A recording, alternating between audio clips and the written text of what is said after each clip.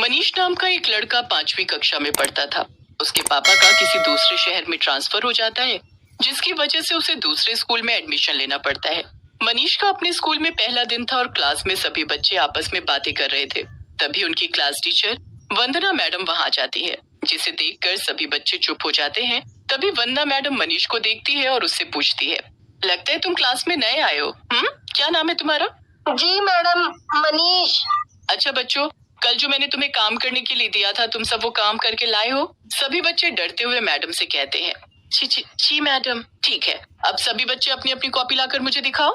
फिर सभी बच्चे एक एक करके अपनी कॉपी वंदना मैडम को दिखाने लगते हैं। और जैसे ही वंदना मैडम के हाथ में एक निखिल नाम के बच्चे की कॉपी जाती है। निखिल, ये तुम्हारा काम पूरा क्यों नहीं है? मैंने तुमसे पहले भी कहा है कि मुझे मेरा काम पूरा चाहिए। अब जाओ, इस काम को अपनी कॉपी में 10 बार जाकर करो। और हाँ, अगली बार मुझे तुम्हारा काम पूरा चाहिए, नहीं तो। बेचारा निखिल चुपचाप जाकर अपनी सीट पर काम करने लगता है। वंदना मैडम बहुत ही सख्त टीचर थी, इतनी सख्त कि अगर उसकी क्लास का कोई बच्चा उसका दिया हुआ काम पूरा करके नहीं लाता तो वो उससे बड़ी ही सख्ती के साथ पेश आती थी। वंदना मैडम का ऐसा बर्ताव देख मनीष बुरी तरह डर जाता है और मन ही मन कहने लगता है, ये मैडम तो बहुत ही गुस्सा करती हैं। तभी वंदना मैडम सभी बच्चों से गणित के कुछ सवाल पूछती है, जिस पर मनीष एक भी सवाल का सही से जवाब नहीं दे पाता। तो वो उस पर बहुत बुरी तरह चिल्लाती है, तुम्हें इतना सा भी सवाल नहीं आता? जाओ जाओ, अपनी सीट पर दोनों हाथ खड़े करके खड़े हो जाओ। और हाँ, कल ये सारे के सारे सवाल के जवाब मुझे चाहिए, समझे? बेचारा मनीष डरते हुए अपनी सीट पर जाकर अपने दोनों हाथ ऊपर करके खड़ा हो जाता है। बहुत देर खड़े रहने के बाद जब उसके हाथों में दर्द होने लगता है तो वो रोने लगता है और मन ही मन कहता है, ये मैडम कितनी गंदी है।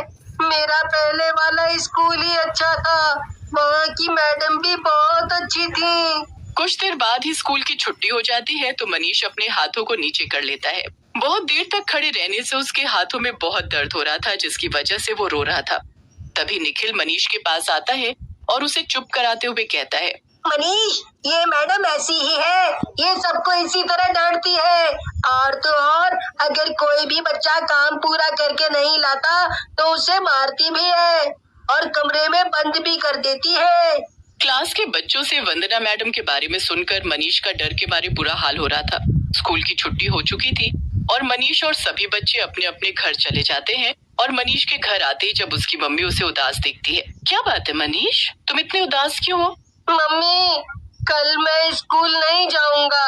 नहीं बेटा, ऐसा नहीं कहते। स्कूल नहीं जाओगे तो फिर बड़े आदमी कैसे बनोगे? मनीष बेचारा अपनी मम्मी से कुछ नहीं कहता। और फिर अगले दिन मनीष तैयार होकर स्कूल चला जाता है और क्लास में जाते ही वंदना मैडम उन्हें पढ़ाने आती है और सबसे पहले वो सभी बच्चों से कल के दिए काम के बारे में पूछती है। बच्चों, कल जो मैंने तुम्हें याद करने के लिए दिया था, याद करके लाए?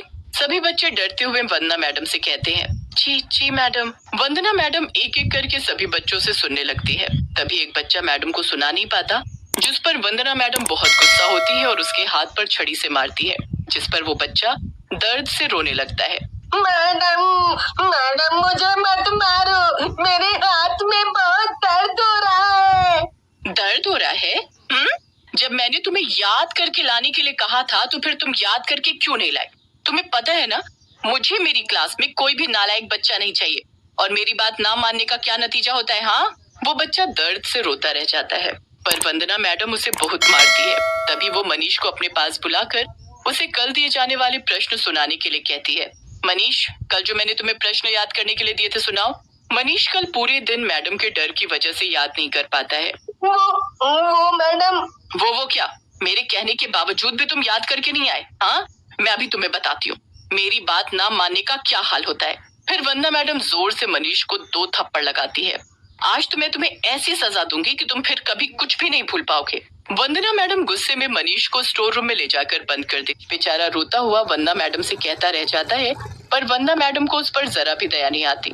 बंद कमरे में मनीष का डर की वजह से बुरा, कोई है? कोई तो मुझे बाहर निकालो, मुझे यहाँ बहुत डर लग रहा है। मम्मी मुझे यहाँ से बाहर निकालो। मनीष बेचारा चिल्लाता रह जाता है, पर कोई भी उसे बचाने नहीं आता। स्कूल की छुट्टी भी हो जाती है और सभी बच्चे अपने अपने घर चले जाते हैं, पर मनीष वहीं स्टोर रूम में बंद अपनी मम्मी को याद करके रोता रहता है। तभी स्टोर रूम की खिड़की से अचानक एक जहरीला सांप आकर मनीष को डस लेता है, जिससे तुरंत ही मनीष की मौत हो जाती है और सांप के डसने की वजह से वो एक भूतिया सांप बन जाता है। मैं भूतिया सांप कैसे बन गया? और जब मनीष अपनी लाश को जमीन पर पड़े देखता है तो वो रोने लगता है।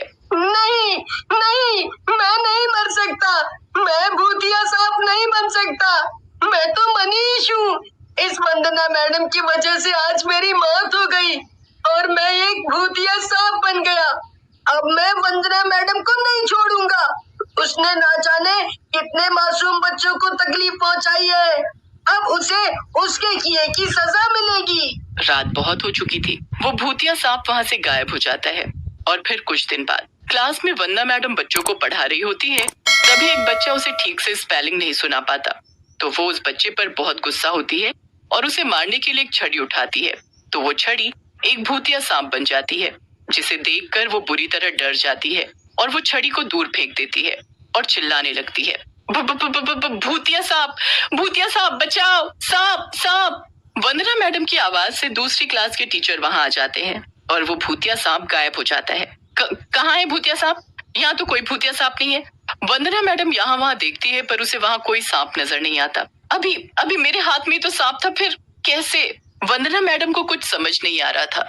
फिर कुछ देर बाद ही इंटरवल हो जाता है और वंदना मैडम खाना खाने के लिए अपना टिफिन खोलती है तो उसमें एक भूतिया सांप दिखाई देता है। तो वो अपना टिफिन फेंक देती है।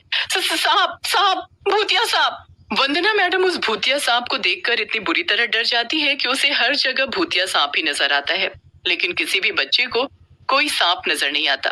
लंच ब्रेक के बाद वो वापस से क्लास में आकर बच्चों को पढ़ाने लगती है और जब एक बच्चे को कुछ पढ़ना नहीं आता तो वो उसे मारने के लिए जैसे ही हाथ आगे बढ़ाती है तो वो बच्चा उसे भूतिया सांप दिखाई देता है, जिसे देखकर वो बुरी तरह से चिल्लाने लगती है, भूतिया सांप, बचाओ, नहीं तो ये मुझे काट लेगा। मैडम, यहाँ तो कोई भूतिया सांप नहीं है। लगता है मेरी तबीयत ठीक नहीं है, मुझे कुछ देर आराम की जरूरत है। इस पर वो बच्चा बड़ा खुश होता है। आज तो बाल बाल बच गए, नहीं तो वंदना मैडम बहुत मारती। पर पता नहीं आज वंदना मैडम को क्या हुआ है। वंदना मैडम का उस भूतिया सांप के डर की वजह से बुरा हाल हो रहा था। अब तो जब भी वंदना मैडम किसी बच्चे को मारती या उसे सजा देने की कोशिश करती तो वो भूतिया सांप आकर उसे बचा लेता। वो भूतिया सांप सिर्फ वंदना मैडम को ही दिखाई दे रहा था और किसी को नहीं। इसी तरह एक दिन वंदना मैडम लाइब्रेरी में बैठी थी, अपने क्लास के बच्चों की कॉपी चेक कर रही थी। तभी कॉपी में से एक भूतिया सांप निकलकर बाहर आता है और भयानक हंसी हंसने लगता है। बहुत तड़पाया है ना तूने बच्चों को, बहुत शौक है ना तुझे स्टोर रूम में बंद करने का। अब तुझे मैं बताता हूँ। तुम मनीष हो, मुझे मत मारो, मुझे जाने दो, मुझसे गलती हो गई। वो भयानक सांप देखते ही देखते बड़ा हो जाता है और जोर से चिल्लाने लगता है, याद कर, तूने मुझे स्टोर रूम में बंद कर दिया और मैं वहाँ चिल्लाता रहा, पर तूने मुझे बाहर नहीं निकाला। वहाँ मुझे सांप ने काट लिया और मैं मर गया, जिसकी वजह से मैं भूतिया सांप बन गया। अब मैं तुझे नहीं छोड़ूंगा, इसकी तुझे सजा मिलकर ही रहेगी।